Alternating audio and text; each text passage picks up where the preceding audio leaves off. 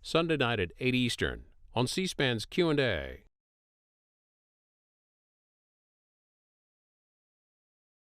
Washington Journal continues. And here with us this morning is Pete Wehner, a veteran of 3 Republican presidential administrations, and out with a brand new book called The Death of Politics: How to Heal Our Frayed Republic After Trump. Peter Wehner, the cover of your book on this Flag Day is a picture of a frayed flag. When do you think the fraying of politics in our country started? Did it start with President Trump? No, I argue in the book that a lot of these trends that are troublesome in politics, the polarization, the anger, the acrimony, the deathmatch mindset that characterizes politics today predate Donald Trump. But I do fault him for having accelerated all the worst trends, most of the worst trends in American politics today. I've been involved in politics for about 35 years now in one way or another, and I don't remember a time where there's been this much antipathy and the temperature's been as high as it's been. You write in the book that you, day one, were opposed to Donald Trump as president. As a veteran Republican, you were opposed to Donald Trump. But when did you come to the conclusion that politics are dead? And what do you mean by the death of politics? Yeah, it's a good question. I tell people I'm a person of the Christian faith, so I believe in life after death. So that's an important thing. And the subtitle in this book is important, which is How to Heal Our Frayed Republic. But there is an alarm bell in the night quality to this book, because what I mean by the death of politics is that some of the best of the American traditions are dying. And my supposition in the book is that politics matters a lot. You know, politics is a complicated thing. It has downsides, it has dark sides. There are people in it who lack integrity. At the same time, there are people who do have integrity and are trying to help the country. And in a deeper sense, politics is finally and fundamentally about justice. It's not the only way to pursue justice, but it's an important way to do it. And if a country gets its politics wrong, there can be a huge human cost to that. So much of what we love and care for can be swept away if politics goes really bad. And if you get politics right, that allows for human flourishing and human dignity to be advanced. So and what I am worried about is a sense that I get from people, and you may too, just here on the C-SPAN when you listen to the callers, which is a sense of almost corrosive cynicism and fatalism. There's nothing we can do. And so in the book, I do several things. I try and explain some of what we can do on a practical level, but in a deeper sense, I try and untangle what politics is and the attitudes toward it, and how we as citizens have to change our view of politics and what we can do to recover it. You're now with the Ethics and Public Policy Center. You spent time in 3 Republican administrations in your 20s with Ronald Reagan's administration, George Bush and George W. Bush. But when did your interest in politics start? How did that start? And were you a Republican from the start? Yeah. You know, I've had 2 abiding passions since I've been a young kid. Politics is one, sports is the other. And some of my really fond memories was as a kid growing up. I grew up in Washington State, and we had a cabin in the Cascade Mountains. And we used to go there every weekend from the spring to the fall. It was about a 2.5 hour drive. And we would listen to the radio, top of the news, and then I would talk to my parents about what was on the news. It just fascinated me. And when I was growing up, there was the Vietnam War, there was the impeachment of Nixon, there was the Israeli War in 1973, you know, on and on. And so those things really interested me. Then when I got into junior high and high school, social studies classes were the most interesting to me, and I remember having debates with my teachers. I was conservative, I think mostly because my parents were. That often happens. There was, again, a family culture when it came to politics. My teachers were liberals. But we had good discussions, interesting discussions. And so that's when my interest began. I tell the story in the book when I went to University of Washington, which is where I went to school. And I used to go to Suzzallo Library, which is the majestic main university library at the university. And often on Friday or Saturday nights when other people were out doing all sorts of social things, I'd go in and I'd listen to speeches by John F. Kennedy and to some extent Bobby Kennedy, because I was struck by the beauty of their language. And I began to memorize some of those speeches unintentionally. It wasn't like I didn't have a social life, but there were parts of politics that interested me. There's one other thing on that. Some people get involved in politics because they like the competition. They're interested in the party apparatus. You know, they become a Democrat or a Republican for life and their loyalties to the party. That isn't really my journey. To me, politics was about a drama, a human drama. I was fascinated by the intersection of ideas and people and how that works and how ideas can shape history. So I really was a conservative really before I was a Republican. Pete Wehner is our guest. His new book is The Death of Politics, How to Heal Our Frayed Republic After Trump. We welcome your comments and calls. Republicans call 202-748-8001, Democrats 202-748-8000, and Independents and all others 202-748-8002. You can also send us a tweet at C-SPAN WJF if you have a question or comment about the book. Was there ever back to current day, was there ever you opposed President Trump from the beginning, but once he was nominated, January 21st, did you step back and say, well, I'm open to giving him a chance as a Republican? Yeah, I actually more even as an American than a Republican, right? Which is anybody who cares about their country and loves it wants the president to succeed and do well for the sake of the country. And I hope I was open to having him prove me wrong and to do things that I would agree with. And indeed, I'm certainly willing, even now as a critic of Trump, and we can go into that, to acknowledge that he's done things that from my perspective has been good. I think his court appointments have been very good. I think the increased spending on the military has been helpful. I think his deregulation policies have been somewhat helpful too. At the same time, I think he's made some serious errors in policies, and I think he's really hurt the country's civic and social fabric. But when I went in, I was hoping he would do well, and I was hoping that he would surprise me. He has not. I was maybe, well, one of the first prominent Republicans to say that I wouldn't support Trump under any conditions. I write a monthly or bi-monthly column for the New York Times, and it was January of 2016, and I said that I wouldn't vote for Trump under any circumstances, and that was for a variety of reasons. One is that I thought he was just intellectually and emotionally and psychologically not fit to be president. Second was the way he practiced politics, what I describe as the inflammation of our politics. Inflammation. Inflammation, yeah. That this is a person, I mean, we've had a lot of divisive presidents in our country for sure. I don't know whether we've ever had maybe Andrew Jackson, but certainly in modern times, we haven't had anybody who seems to thrive on divisions and acrimony in the country. There seems to be some kind of psychic satisfaction that Donald Trump gets out of causing the divisions. I think that's been harmful. And I think the demonization of his opponents, the cruelty, the crudity, I think that has radiating effects. A lot of Republicans and conservatives used to agree with me back in the day. They talked a lot about the importance of character in politics and politicians, and also how a culture and a political culture is central to the health of a country. We have lots of calls waiting for you. Just a quick thought on what we spent the first hour talking about, the president's comments on getting information from foreign entities. Yeah, well, that's an illustration. I mean, those were outrageous comments, and if any other president had said anything like that, there would be a furor. It's illegal, it's wrong, it's unethical, it's unwise.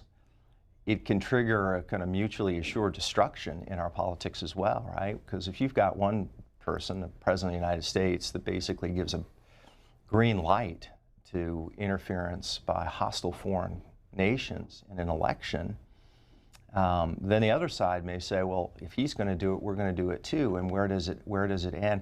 You know, it was interesting when I was listening to Donald Trump give that interview to George Stephanopoulos. The thing that struck me is that those comments were a window into his, what I would say is his inverted moral world.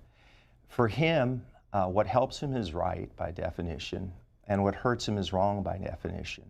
And he doesn't seem to have any kind of objective moral boundaries. There's a kind of moral narcissism with him.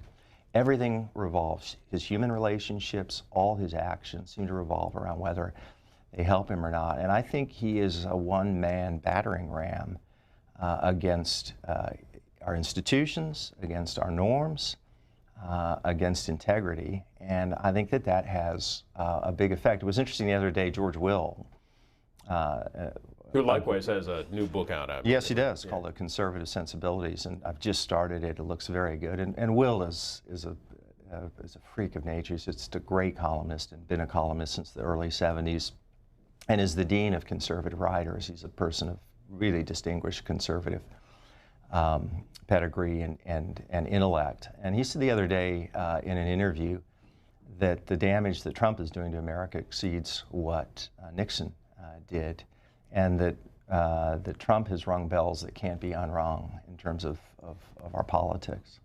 We've got calls waiting for you. As I mentioned, we'll go first to our independent line in Medford, Massachusetts. Bob, thanks for waiting. Go ahead with your comment. Good morning. Morning. I just wanted to tell a little bit story about my parents. I'm in my 70s, so this was a while ago, but they started voting for Franklin Roosevelt back in 1932 and continued until he passed away in 1945.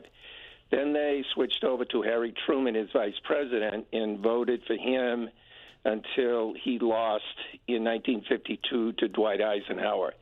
But both my mother and my father, lifelong Democrats, swung their support in behind Dwight Eisenhower because, as my mother said, it was our country and he was our president.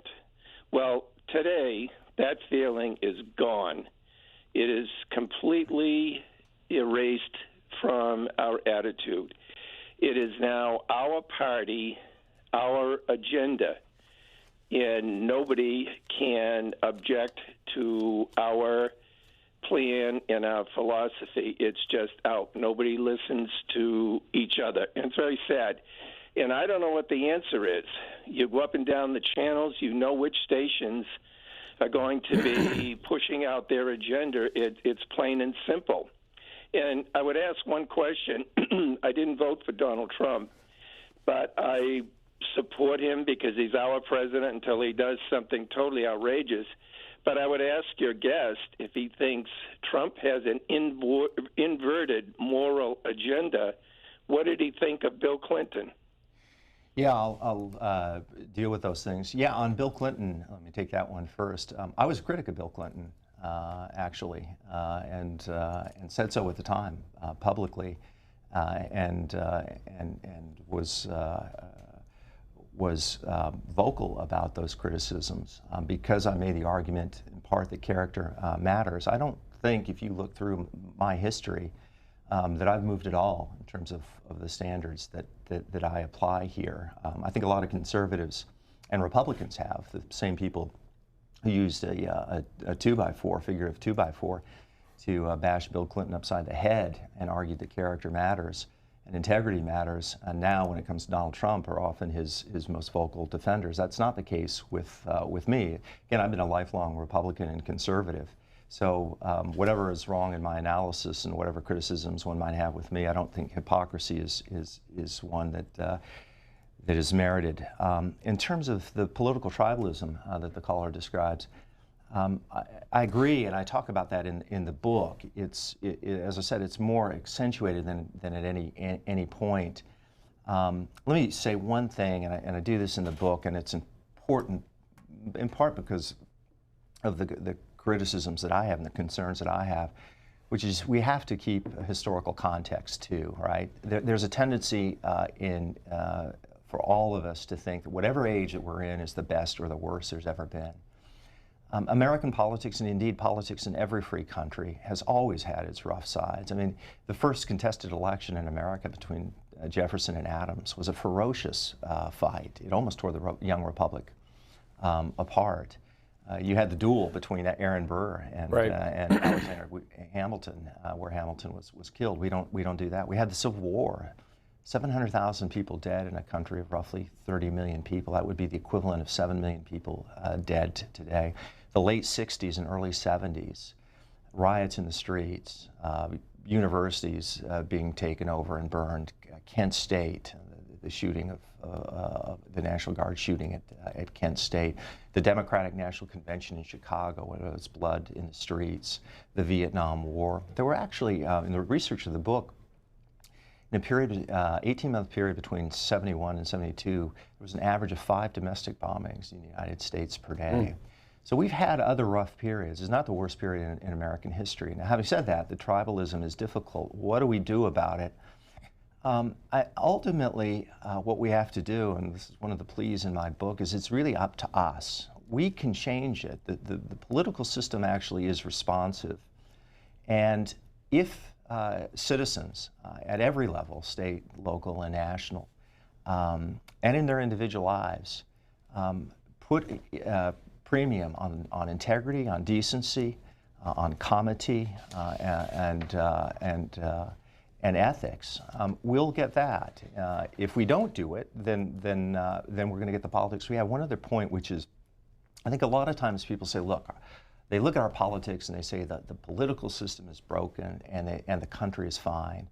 And I don't think that's right. I think that we have angry and divided politics because we have an angry and divided country. And politics is an arena, a stage on which that's playing out. I do get a sense in the country that there is a kind of an exhaustion with this kind of politics. And sometimes in the life of an individual and in the life of a country, there are certain qualities and virtues that you take for granted. But when they're stripped from you, you realize why they mattered in the first place. And then you're willing to fight for them and reclaim them. And I hope and believe that the country is going to be doing that. This country has a tremendous capacity for self-renewal, and it's within our power to write wonderful new chapters of the American story, but it's up to us. Let's get back to our calls and hear from James on our Democrats line in Baltimore. Good morning. Thanks for taking my call. I got a lot to say. I hope you give me a little bit more time. All right. Donald Trump has just come to confirm the hate, and most of the 40% of Americans actually having them. See, it's about, hey, he gave me this. I don't care about somebody else. I got mine. I don't care about you, and I don't care what costs. Even if there was nobody unemployed in the country, but he divides the country in pieces. At what cost? They would not say, they say, if you told them he has told 4,000 lies, they would say, what about Obama? He said, if you can keep your doctor. That's the only thing they ever bring up. That's the only lie Obama told, if you can keep your doctor. And for God's sake, what has Hillary Clinton ever done to these people? They cannot make 2 sentences without mentioning that woman's name. She had the audacity to run for president, or she had the audacity to support her husband. And so what? And they keep bringing up uranium, one. James, I'll let you go there. Any thoughts on that?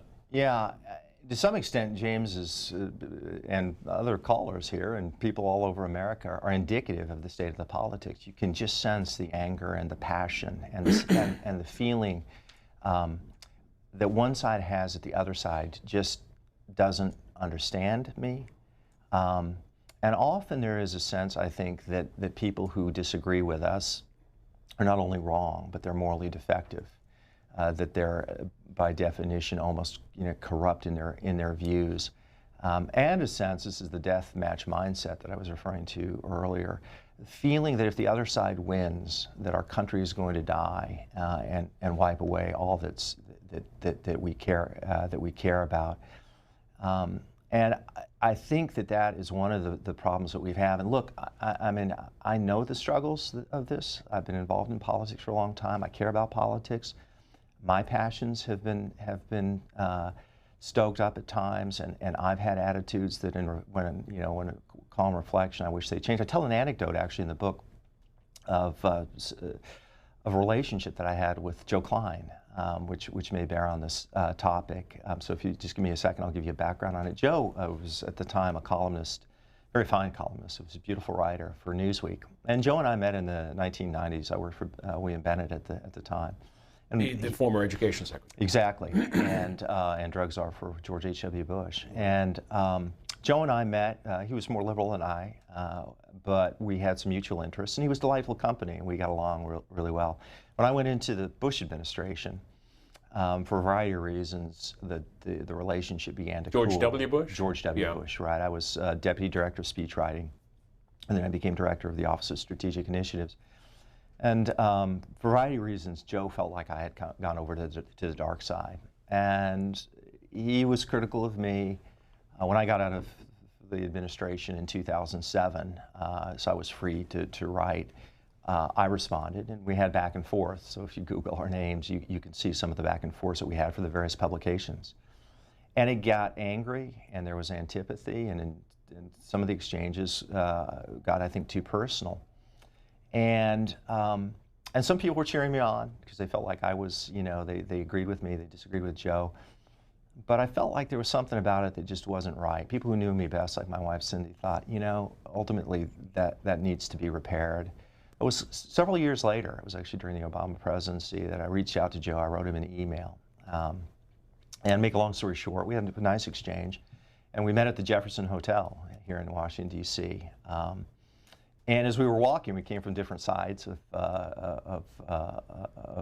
the hotel, which is probably fitting. And we actually embraced on the street corner almost before a word had been said. And we had a wonderful breakfast, and we had a wonderful conversation, and we reconnected. But that was an illustration of what can happen when you go at each other politically, when you have different views. And it takes intentionality and real effort. Other thing I do in the book is I tell a story. It's a lovely story that C.S. Lewis, a great medievalist and author of children's stories and Christian apologist, he was a figure in the 20th century in England. And he started a group called the Inklings, which was a group of intellectuals. And in his book, Surprised by Joy, he talks about what he refers to as first friends and second friends. He said the first friend is a person who's your alter ego. That's the person where if I start the sentence, you can complete it. You see the world the same way. And we all need first friends. That's part of what having a community is. It's part of what the support system that we need in life. And for him, that was a person named Arthur Greaves.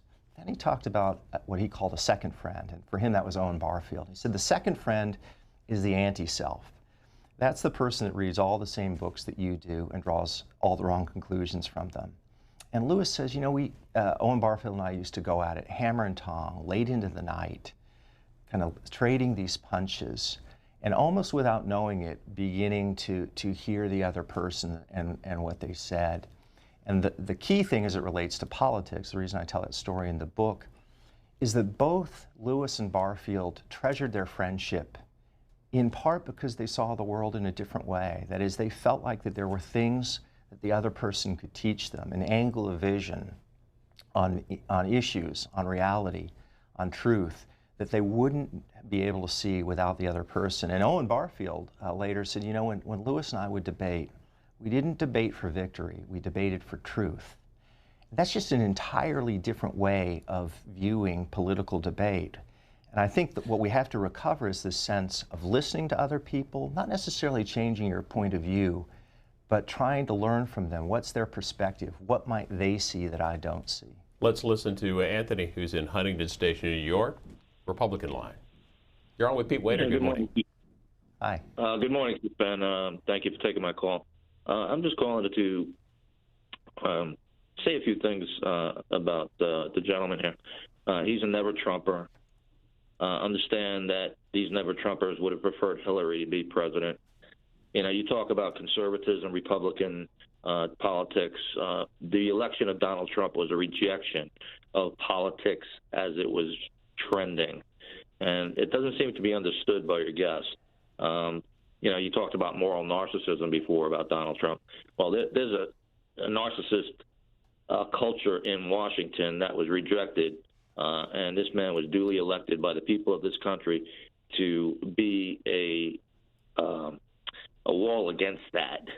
And I just want to know, if you're not a Trumper now, I guess you're going to vote for either Bernie Sanders or Kamala Harris. I don't get it. I don't get you never-Trumpers. You call yourself conservative Republicans, but you prefer 8 years of Hillary as opposed to a man who's trying to help this country. Thank you. Yeah, sure. Thanks, Anthony. Thanks for calling. Let me try and untangle some of that.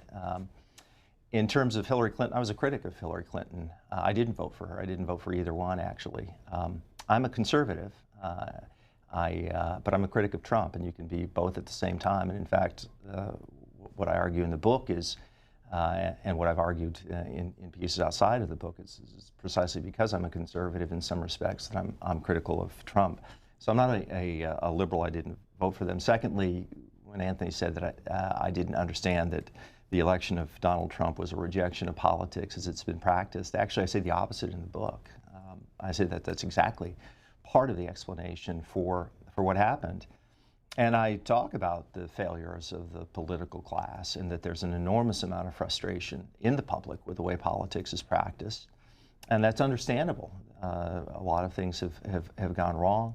I talk about massive cultural and demographic changes, economic shifts that are on the scale of the Industrial Revolution that have gone on, the increasing polarization in the country. So I understand for Trump supporters, they viewed him as a kind of wrecking ball against the political system.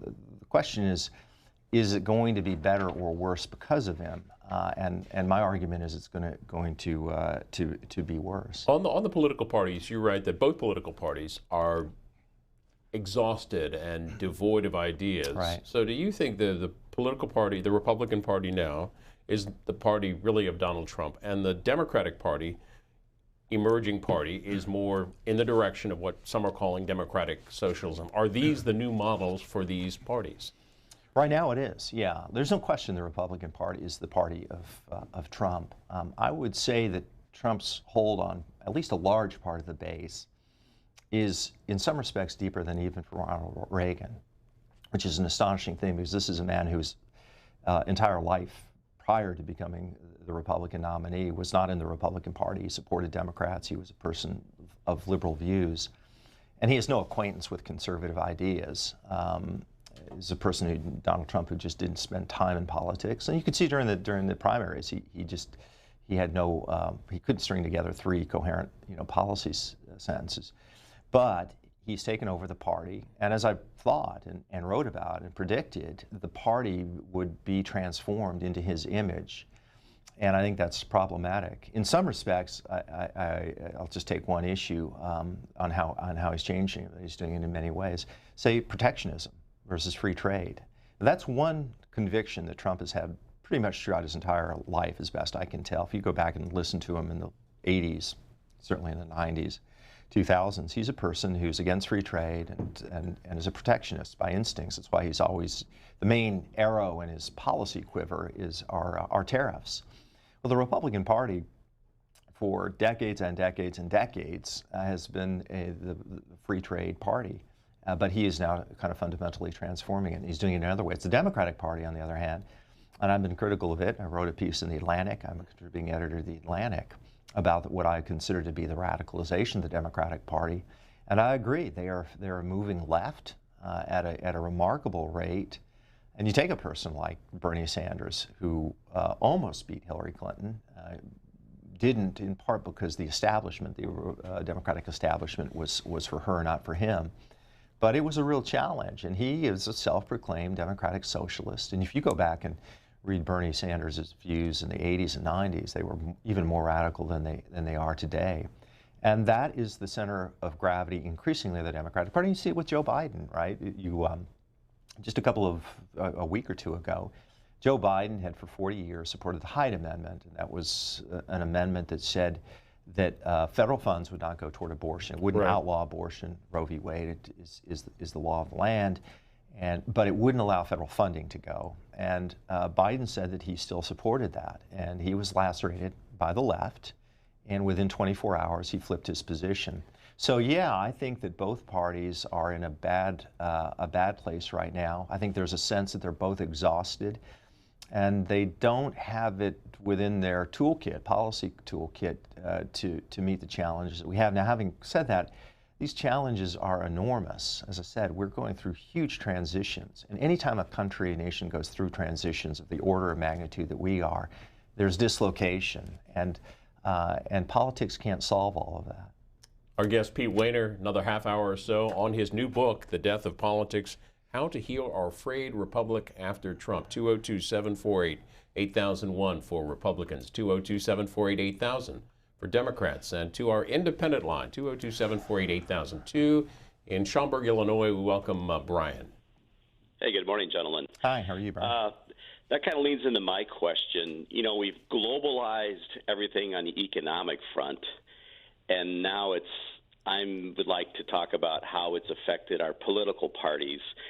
And it seems like, you know, we have these internationalists that control vast pools of wealth, and they're not really have any allegiance to any country.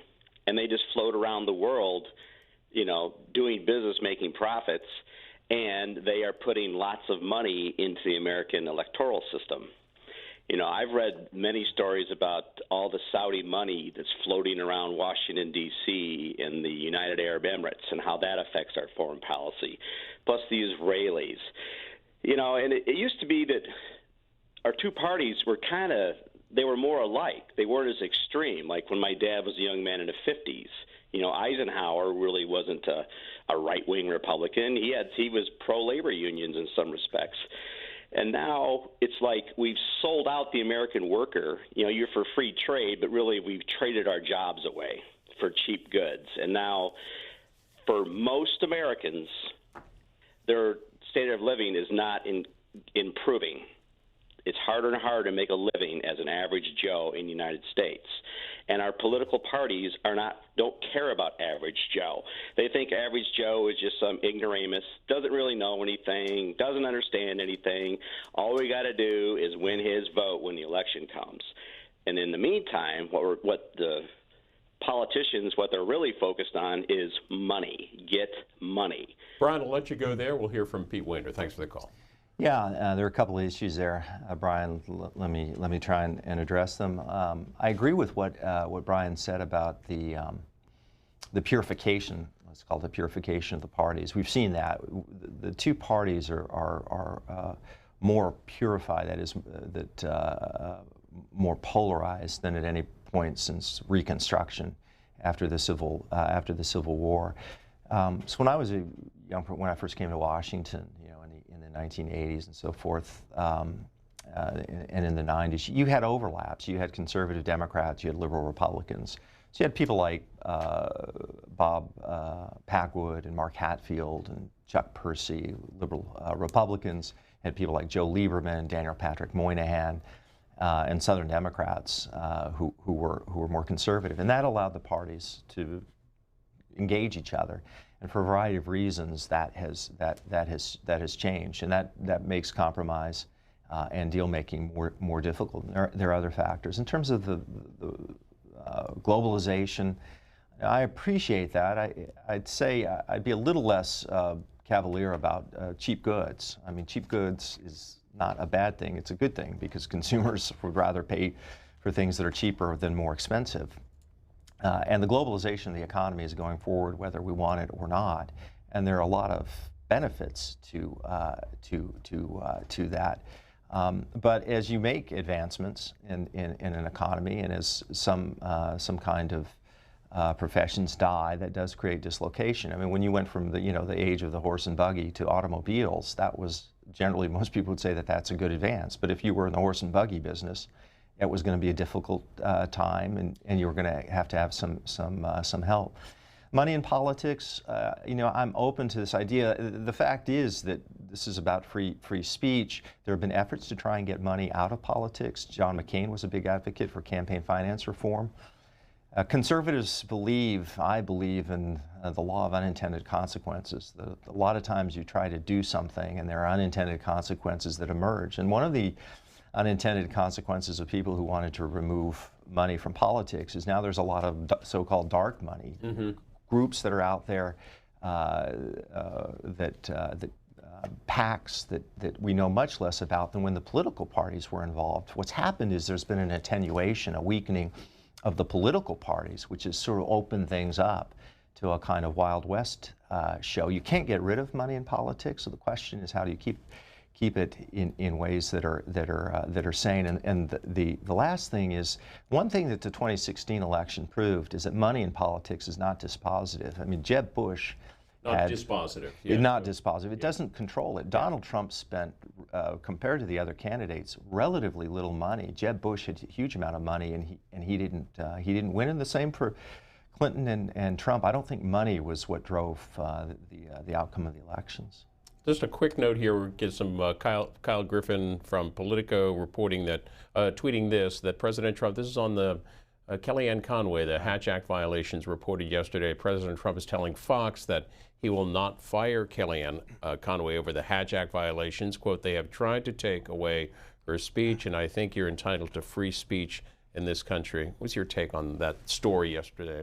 Yeah, well, as Donald Trump saying he's not going to fire, he won't fire people virtually no matter what they would do. There have been some exceptions if he feels like they're harmful to him, but in terms of ethical violations, that doesn't seem to bother him. In terms of the story with Kellyanne Conway and the Hatch Act, it's not a violation of free speech that we're talking about. The Hatch Act is a rule that basically says that for federal workers, there are certain lines you shouldn't cross, that you want to keep federal workers from being overly politicized and using their offices. Everybody, if you're on the federal payroll. If you're on the federal payroll. And everybody who's in government and administrations, we are all familiar with the Hatch Act, and those are rules to try and keep people within certain boundaries and from over-politicizing the federal government. I think as a general matter, it's a wise thing. I think there's some ambiguity on when you cross those lines or not. But look, Kellyanne Conway works for a man who transgresses lines on a daily basis, and they really don't care, and they don't really care what the rules are, and they don't care what people say about the rules. We see that with subpoenas from Congress and Oversight Committee, and they say, you know, screw it, we're not going to do what you want. So the idea that, you know, that Donald Trump would fire Kellyanne Conway, or that she would even care if she violated the Hatch Act, that's not the ethos, the ethic of the Trump presidency. Their view is might makes right, our way or the highway. We'll do what we want. Catch us if you can. Let's go to Portland, Oregon next, and hear from Logan on our Democrats line. Hello, yes. You're on the air. Wonderful. So I had this goes a little bit of a different direction, but back to the sort of central, or still focusing on the central thesis of your book. I was going to say there have been definitely some, while there is this feeling of the political parties really and everyone in them feeling very, very heavily polarized. I'm a big politics guy too, so one can't go very far without seeing that.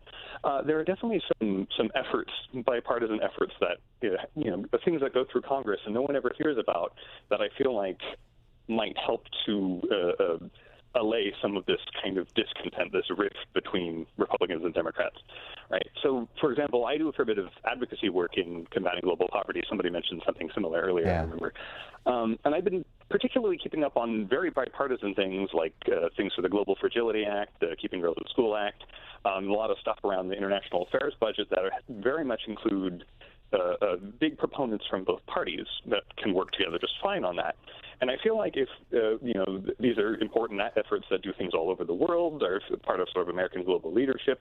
And I mean, that's just one example of bipartisan things like this. And I was wondering if you, in your book, have any kind of thoughts on how we could publicize this more to the public to try and help sort of rebuild this lost sense of confidence and help people kind of feel like, hey, we're working together and most important things are getting done. It's just a couple areas where we're really fighting on still. And I'll add on to Logan's point on this and ask you the media's role in this. I say this because his point on a week ago or so, the House passed 4 pieces of climate change legislation. They were dealt with carbon dioxide in the oceans. Yes. And they passed overwhelmingly. And barely a peep in any reporting on that.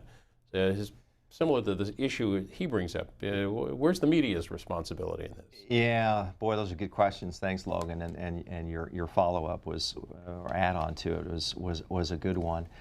I do deal with some of this in the book. I do think that the media has some responsibility here, because as our politics has gotten polarized, so has the media, and there is a way in which the press decides to cover the most inflammatory comments. And they are drawn like moths to a flame when there's conflict. And the most outrageous things that are said are the most publicized. And then you have social media, which is relatively new, obviously, in the history of American politics. And, you know, I have a friend, I talk about this, write about this in the sections on the media, that says as things speed up, we need to slow down. And one of the things that I write about, which I think the press needs to do, is to slow down and to calm down. And I wish, for example, that fewer reporters, not necessarily columnists, but reporters were on Twitter, because they're so often giving their opinions and antagonizing things. So I think that there is, within the media, a certain tropism toward conflict and toward division. And as Logan said, and as you pointed out, there is a lot that's going on below the radar screen. Legislation is being passed all of the time, often with fair amount of bipartisan support. And we need to publicize that. I do think that we need figures in the media, and frankly, figures in politics who actually defend what politics is, who talk about why it matters. And I've got a chapter in the book on the democratic virtues of moderation, compromise, and civility, and what those things really are. I think sometimes they get tangled up. We have to championing that. Just one other thing, which is Logan had mentioned, the global poverty work that he's doing, and I appreciate that. We've seen huge advances over the decades in global poverty. In some respects, around the world, and even in our own country, a lot of the trends are actually quite encouraging. And President Bush, one of the great achievements George W. Bush did was the Global AIDS Initiative, which is this effort to combat AIDS and malaria on the African continent. So there are good things that are going on, human lives that are prospering and even being saved because of good politics. Here's John next up, McLean, Virginia. John, hi there. Hi, good morning, gentlemen. Hey, John. My basic comments are, I tend to agree with you.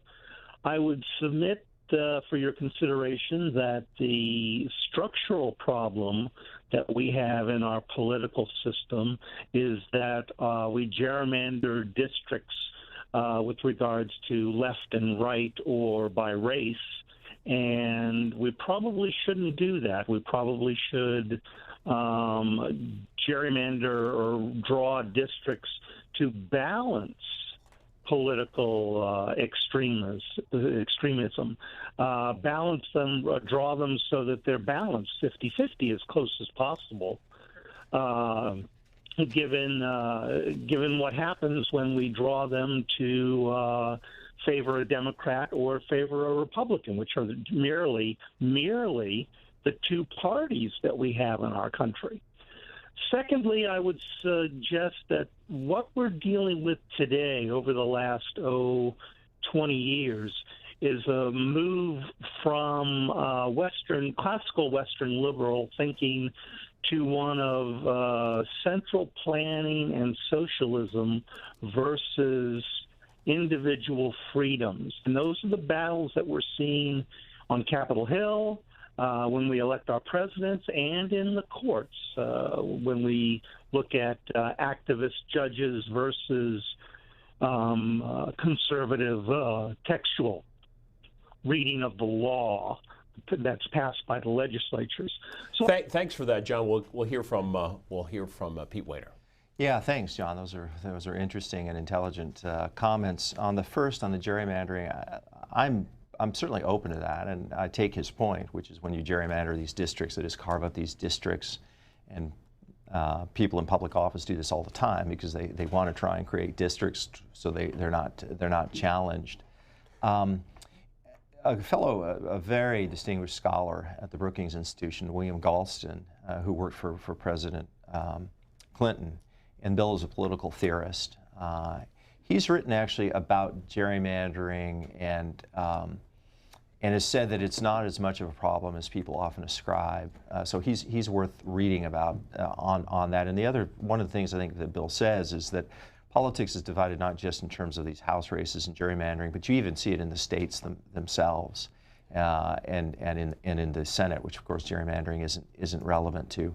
But there's no question in my mind, I think it's a commonsensical point, which is if you get these districts and you produce people like, Nancy Pelosi or AOC for the Democrats, or Jim Jordan, or some of the Freedom Caucus guys for the Republicans, they come at politics with a certain kind of vim and vigor and intensity that can sometimes, I think, cross the line and make our politics worse. And if you don't have people within your district that offer a kind of mitigating influence, that's a problem. Now, the reality is also that some people live in districts, honestly, in areas of the country where there isn't a lot of diversity. That is, that people are beginning to cluster. There is something that social scientists call the big sort.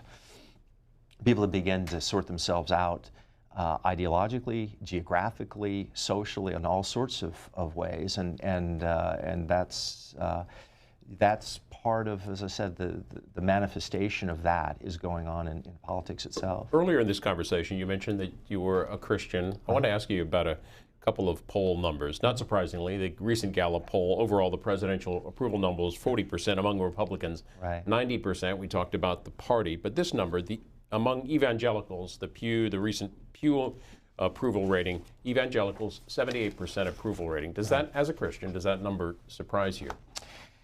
Yes and no. Let me disaggregate that because it's a complicated and important question. And I will say, I am a person of the Christian faith. My faith is more important than my politics. And I actually have a chapter in the book on politics and faith, and what I think faith can contribute to politics and why I think it can hurt politics. On the evangelicals and Trump, 78%, does that surprise me? No, in this respect. Most self-proclaimed evangelicals are conservative. They're conservative in their theology and they're conservative in their politics. And Donald Trump represents the Republican Party, which has traditionally been the more conservative party, certainly more conservative than the Democratic Party.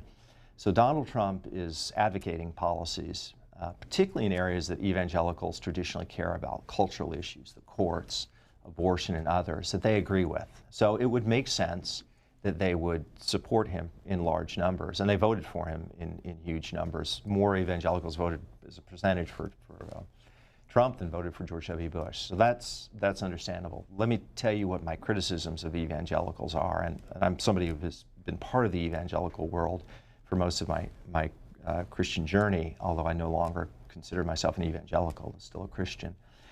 My criticism of them isn't that they support Donald Trump's policies or even that they voted for him over Hillary Clinton. I always understood that. Again, I didn't vote for either one, but that was a valid argument. Where I criticize a lot of evangelicals, particularly the white evangelical leadership in politics, people like Franklin Graham, Jerry Falwell Jr., Robert Jeffress, Eric Metaxas, people like that, is that they won't hold Donald Trump to account, that they won't, on the one hand, say, look, we really appreciate his court appointments, we think his pro-life policies are good, but the fact that this man is engaged in a full-scale, all-out assault on truth, that he's a pathological liar, that he engages in the dehumanization of his opponents, the cruelty, the crudity, for goodness sakes, the man was an unindicted co-conspirator on hush money payments to a porn star with whom he was having an affair on his third wife after their son was born. Now, if that had happened to a liberal Democrat, Bill Clinton or Barack Obama, can you imagine what the evangelicals would say about it? But when it's Donald Trump, it's sotto voce.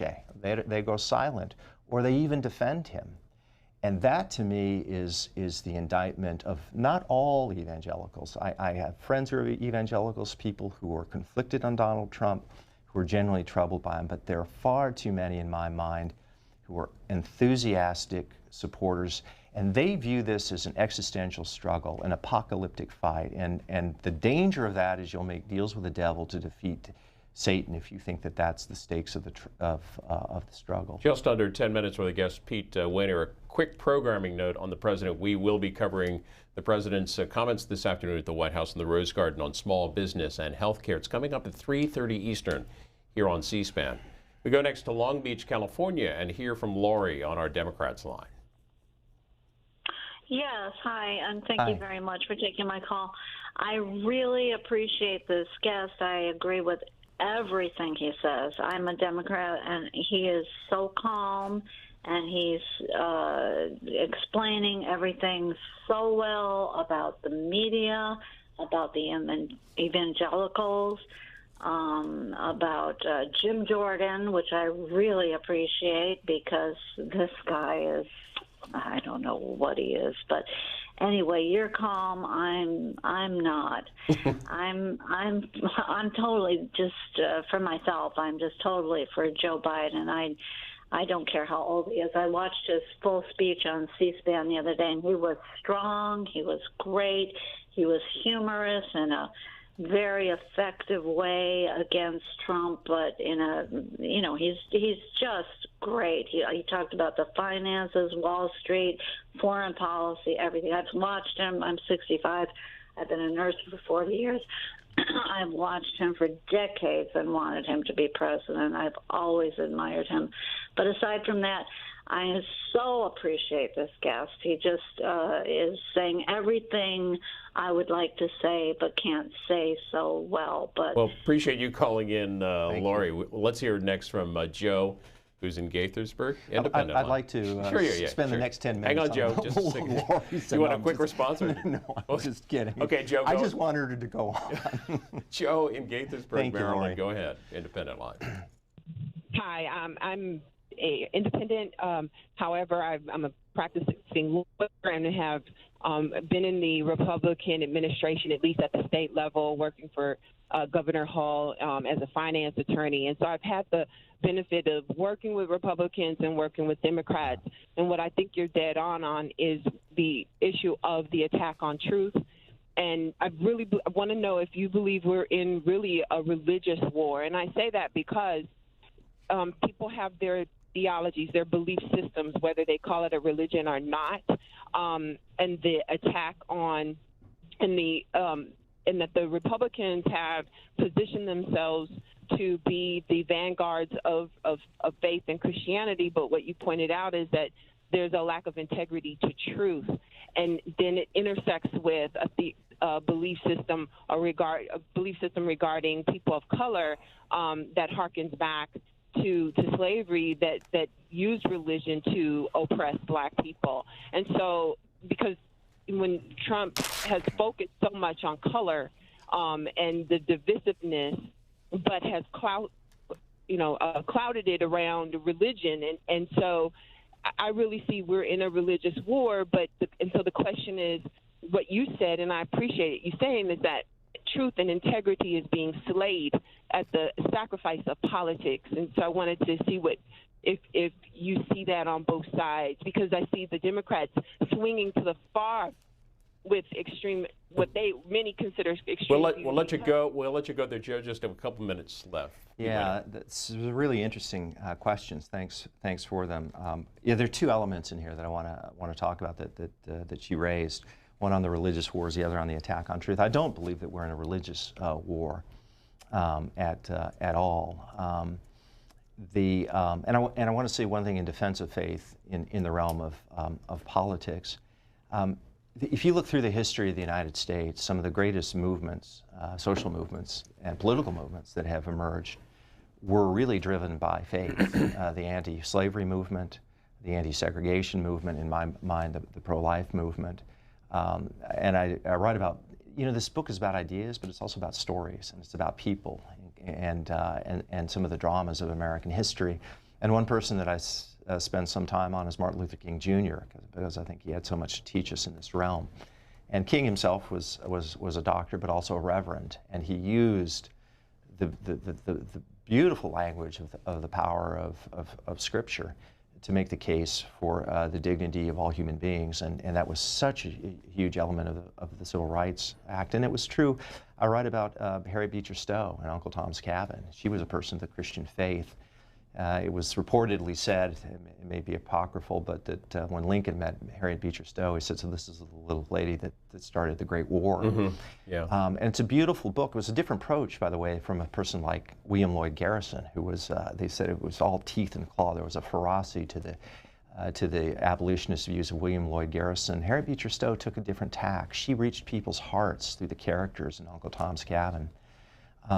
So religion at its best, faith at its best, can be an embodiment of grace and reconciliation and human dignity, and human hope, and we've seen that. But we've also seen the downside, which I talked about. And the danger of faith and politics, and I deal with this in the chapter, is that politics is passionate enough, and if you have an overlay of faith, and faith becomes disconnected from what I think are its best attributes, it can take on a kind of apocalyptic struggle. And you can say, look, this is now the children of light and the children of darkness.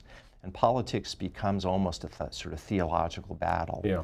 So that's the danger of it. On the assault on truth, I have a chapter called Why Words Matter, and I spend a lot of time on that, because if you ask me what are the main concerns I have about Donald Trump, I'd say the two main ones. The first is that I think he has a disordered personality, that he's emotionally and psychologically ill-equipped to be president and dangerous. So that's one. The other one is this, not just what I would say is an attack on truth, but an effort to annihilate truth, to annihilate the categories of truth and falsity. And we saw it, the first thing out of when he became president, the dawn of his presidency, was what? It was the crowd size for his inaugural. For the inaugural.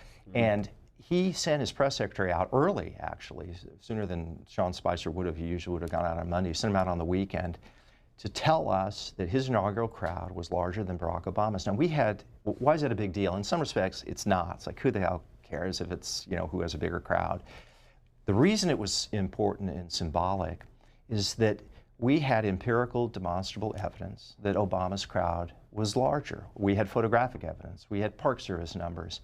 And yet Trump and his people went out and said, don't believe your lying eyes, believe me. And this has gone on and on and on. It's this attack on truths that we know. And when that happens in a free republic, this assault on truth, that's extremely dangerous, because what politics has to be is some understanding of common facts and how we deal with it. I quote Václav Havel, the great Czech dissident, later became president, and he wrote a wonderful essay in the late 70s called The Power of the Powerlessness, and he talked about how as citizens you have to live within the truth, not live within the lie, and you have to revolt against manipulation. Let's wrap it up with one quick call here. We go to the Pacific Northwest and hear from Mike in Seattle on a Republican line.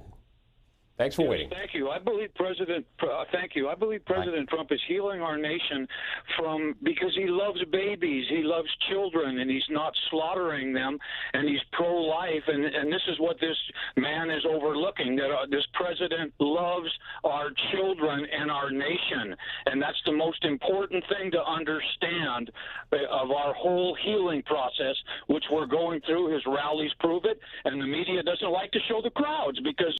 Mike, we'll let you go there and hear from Pete Wehner. A couple final thoughts. Yeah, in terms of Donald Trump, look, I'm pro-life, and I favor policies that advance life. But Donald Trump, just for the record, used to favor partial birth abortion, and was as extreme on the issue as you could get. I don't think he has any deep convictions on this. Where'd the change come, do you think? He decided to become the nominee of the Republican Party, and it's a pro-life party, so I think it was a change of convenience. Having said that, I'm happy for the policies that he pursues. I do want to say one thing that I think is relevant here on the issue of life.